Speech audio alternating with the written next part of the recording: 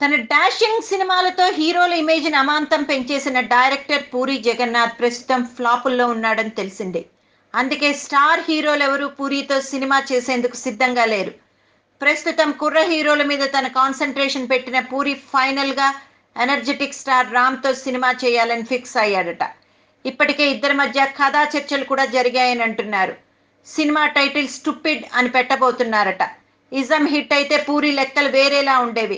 వెంటనే ఎన్టీఆర్ కూడా సినిమా ఇచ్చే అవకాశాలు కనపడ్డాయి. కానీ ఇజం ఫ్లాప్ తో తన మీద పెట్టుకున్న ఆశలన్నీ పోగొట్టుకున్నాడు. అందుకే రామ్ తో స్టూపిడ్ సినిమా అనౌన్స్ చేయబోతున్నాడు. కథ రామ్ ఎనర్జీని మరింత పెంచేలా ఉంటుందని చెప్తున్నారు. నేను శైలజ సూపర్ సక్సెస్ తర్వాత హైపర్ తో పర్వాలేదనిపించుకున్న రామ్ పూరితో ఓ డిఫరెంట్ కథతో రాబోతున్నాడట.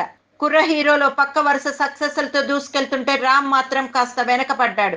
మరి పూరి ఎంట్రీతో రామ్ కెరియర్ లో కొత్త జోష్ వస్తుందేమో చూడాలి. ఇప్పుడున్న స్టార్ హీరోలందరికీ స్టైల్ పరిచయం చేసిన పూరి రామ్ ఎనర్జీని ఏ విధంగా వాడుకుంటాడో చూడాలి అని ఇండస్ట్రీ వర్గాలు ఎదురు చూస్తున్నాయట.